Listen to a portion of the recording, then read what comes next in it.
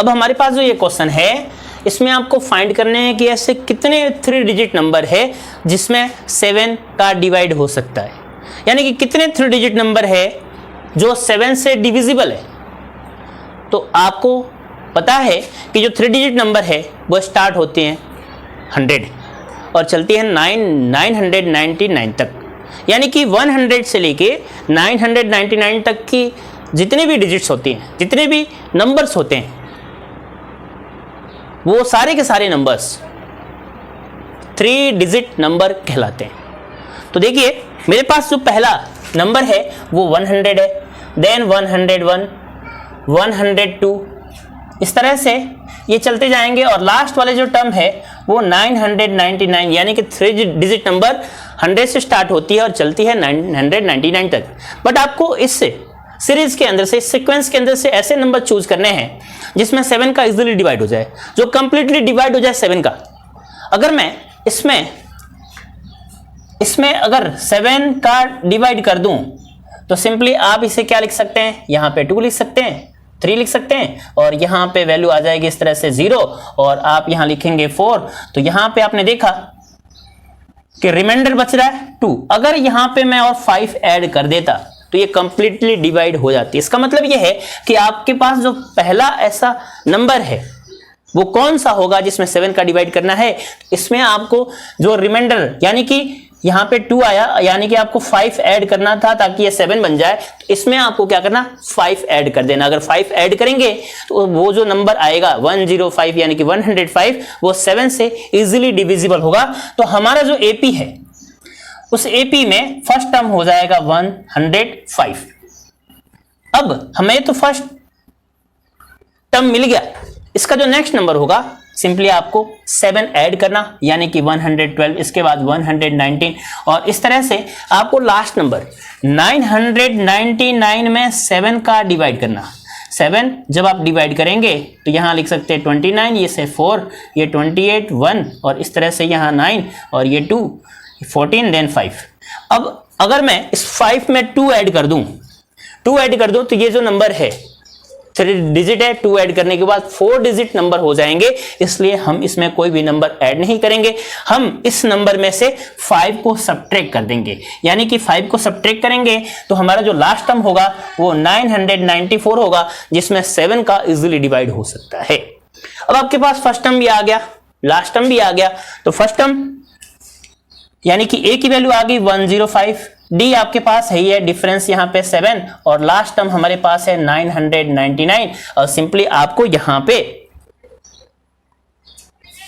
an का formula use करना। an equal to लिख सकता हूं a plus n minus 1 into D और a के प्लस पे a की वैल्यू, an के प्लस पे an की वैल्यू और an की वैल्यू तो हमारे पास पहले से दे रखी है 994 एंड देन a के प्लस पे आपको रखना 105 प्लस n की वैल्यू आपको निकालनी है, ये क्योंकि इस क्वेश्चन में ये पूछ रहा है कि कितने नंबर्स है, यानी कि नंबर ऑफ टर्म्स आपको फाइंड करने हैं।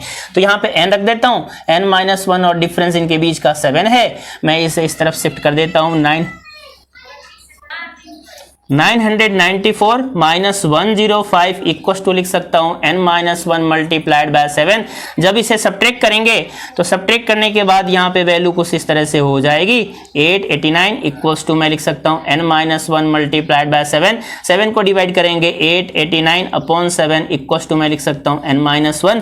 जब हम इसका डिवाइड करेंगे इसमें 7 1 टाइम लिख सकता हूं एंड 7 2 और इस तरह से लिख सकता हूं 4 और इस तरह से हो जाएगी value n minus 1 equal to 124 और n इक्वल टू 125, यानी कि 100 से 999 के बीच में 125 नंबर ऐसे होंगे जिसमें 7 का इजीली डिवाइड हो सकता है।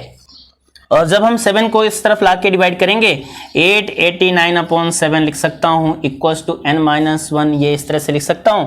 7 का डिवाइड करोगे तो यहाँ होगा 1 2 और लिख सकता हूं 7, n माइनस 1 इक्वल टू 127 और n इक्वल टू मैं लिख सकता हूं 128। अब ये जो क्वेश्चन है हमारे पास, ये क्वेश्चन भी इससे प्रीवियस क्वेश्चन की तरह ही है। इसमें 10 से यानी कि 10 से 250 के बीच में जो नंबर्स आ रहे हैं उनमें से आपको बताने हैं कि कितने नंबर्स 4 से डिविजिबल है। आपको ये बताने हैं कि कितने नंबर 4 के टेबल में आते हैं। या फिर आप कह सकते हैं कि ऐसे कितने मल्टीपल से जो 10 और 250 के बीच में आते हैं। तो सबसे पहले मेरे पास जो नंबर है वो है 10 to 250। चूंकि आपको पता है कि 10 के अंदर 4 का डिवाइड होगा नहीं, 11 के अंदर नहीं होगा। जो फर्स्ट टर्म होगा हमारा वो होगा 12, क्योंकि 12 में 4 का इजीली डिवाइड हो सकता है, यानी कि 12 4 से इजीली डिविजिबल है। इसका जो नेक्स्ट टर्म होगा वो होगा, प्लस कर दीजिए 16, देन नेक्स्ट टर्म 20, और इस तरह से लास्ट टर्म 250 में भी 4 का डिवाइड नहीं होगा, 249 में भी 4 का डिवाइड नहीं होगा। हम ले सकते हैं यहाँ पे 248। सिंपली आपको सेम प्रोसेस यूज करना है जैसा कि आपने प्रीवियस क्वेश्चन में किया था।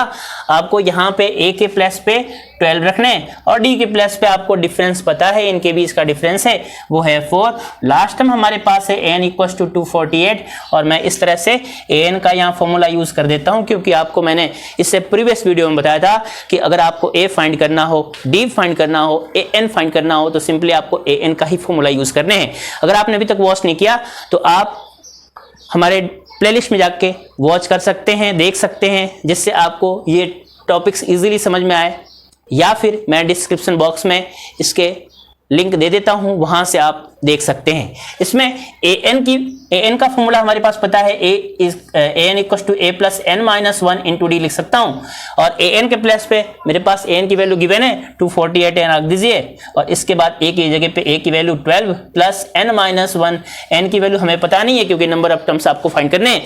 Therefore हमने इसको n-1 एज इट इज रखा, और d की वैल्यू यहाँ पे 4 लिख सकता हूँ। जब आप इसे इस तरफ ले जाके सब्ट्रैक्ट करेंगे तो ये 236 इक्वल्स टू, यहाँ लिख सकता हूँ n-1 मल्टीप्लाइड बाय 4, और इस तरह से 236 में आपको 4 का डिवाइड करना है, क्योंकि ये मल्टीप्लाई इस तरफ डिवाइड होगा, ये लिख सकता हूँ n-1। जब आप इसे डिवाइड करेंगे तो डिवाइड करने के बाद वैल्यू आ जाएगी 59 इक्वल्स टू n-1, और n इक्वल्स टू आप लिख सकते हो 59 प्लस 1, देयरफॉर n की वैल्यू हो जाएगी 60 टर्म। यानी कि अब आप कह सकते हैं कि 10 to 250 में टोटल 60 नंबर्स ऐसे हैं जिसमें 4 का इजीली डिवाइड हो सकता है, और you can say there are total 60 number between 10 to 250 which is easily divisible by 4. Is it clear?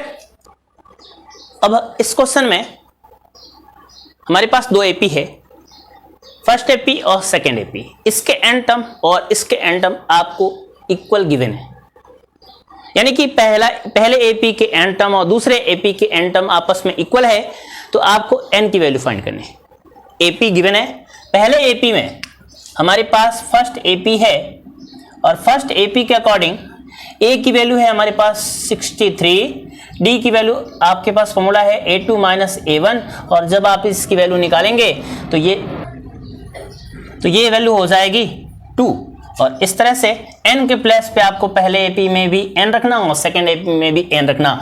हम यहाँ पे सेकेंड एपी ले लेते हैं। सेकेंड एपी के अंदर आप देख रहे हैं यहाँ पे सेकेंड एपी है, और इसके अंदर a की वैल्यू गिवन है 3, d की वैल्यू हम निकाल लेते हैं 10 माइनस 3, क्योंकि a2 माइनस a1, a2 ये रहा, a1 ये रहा। सेकेंड एपी में a की वैल्यू गिवन है, d की वैल्यू 10 माइनस 3 इक्वल्स टू, मैं लिख सकता हूं यहाँ पे 7। n के प्लस पे यहाँ भी आपको n ही रखने हैं। इस तरह से मैं यहाँ पे इसके n टर्म फाइंड करता हूँ, क्योंकि क्वेश्चन में गिवन है कि इस एपी के n टर्म और दूसरे एपी के भी n टर्म आपस में इक्वल है, तो मैं यहाँ पे n टर्म फाइंड कर लेता हूँ। फॉर्मूला होता है a plus n minus 1 into D, और an के प्लस पे an लिख देता हूँ, a के प्लस पे आपको 63 रखने हैं, देन n के प्लस पे तो सिंपली आपको n रखने, n माइनस 1 और d के प्लस पे 2 रख के इसे सॉल्व करना है। 63 प्लस n माइनस 2, क्योंकि 2 का मल्टीप्लाई कर दिया, तो इस तरह से an की वैल्यू है वो हो जाएगी 61 प्लस 2n। सिमिलरली दूसरे एपीज के अंदर, दूसरे एपी में भी आपको an equals to a plus n minus 1 into d लेके सॉल्व करना है। a के प्लस पे आपको 3 रखने हैं, n के प्लस पे रख दीजिए n माइनस 1, और d के प्लस पे आपको रखने हैं 7। इस तरह से वैल्यू हो जाएगी 3 प्लस 7n, क्योंकि 7 का अंदर मल्टीप्लाई कर रहा हूँ, इन दोनों टर्म्स के साथ मल्टीप्लाई होगा माइनस के 7, और इस तरह से लिख सकता हूँ माइनस 4 प्लस 7n, क्योंकि हमने इन दोनों को पहले सॉल्व किया। तो इस तरह से an की वैल्यू अब ये हो जाएगी 4 प्लस 7n लिख सकता हूँ।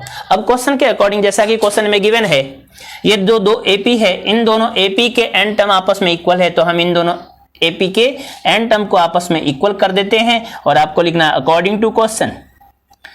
क्वेश्चन के अकॉर्डिंग पहले एपी का जो एन टर्म है वो होगा 61 + 2n, दूसरे एपी का जो एन टर्म है इसे लिख सकता हूं -4 + 7n लिख सकते हो, और इस तरह से वैल्यू हो जाएगी। इसको हमने इस तरफ भेज दिया तो ये हो जाएंगे 65 = 7n, और इसको इस तरफ रिप्लेस किया तो ये हो जाएंगे -2n, यानी कि 65 = लिख सकता हूँ 5n, और इस तरह से n की वैल्यू हो जाएगी 65/5 के equal. Therefore we can say n = 13। तो हम कह सकते हैं कि इसका 13 टर्म और इसका 13 टर्म आपस में इक्वल है, यानी कि दोनों एपी के 13 टर्म्स आपस में इक्वल है।